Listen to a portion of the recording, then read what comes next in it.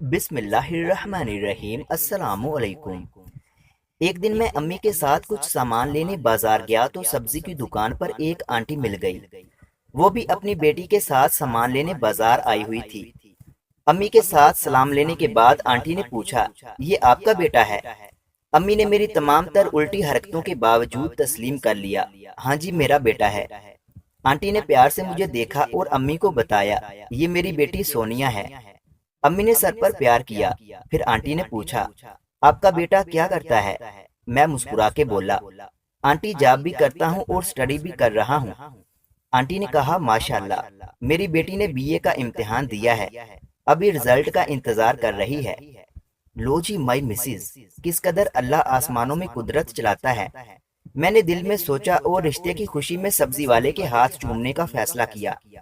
अब हालात उसी तरफ जा रहे थे। फिर आंटी ने पूछा, बेटे की शादी कर दी क्या?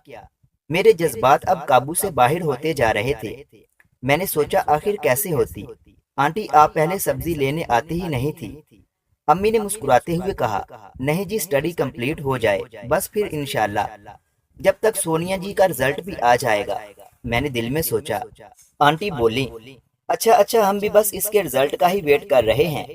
मैंने शर्मा के अल्लाह का शुक्र अदा किया और हल्का सा उनकी तरफ देखा। वो भी हल्का सा मुस्कुराई। आंटी ने बात आगे बढ़ाते हुए कहा, माशाल्लाह, इसकी खाला के घर बात पक्की हुई है और निकाह कर दिया है। इसकी पढ़ाई का इंतजार था, अब खत्म हुई है, बस 2 माह तक इसे रुखसत कर देंगे। हाय, हाथ में जो गाजर थी उसके दो और दिल के न जाने कितने टुकड़े हो गए।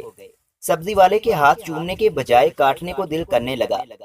मैंने दिल में सोचा, तुझे पूरे पाकिस्तान में सब्जी खरीदने के लिए कोई और दुकान नहीं मिली थी क्या? ए मासूम बच्चों के दिलों से नाजायज खेलने वाली जल्लाद औरत।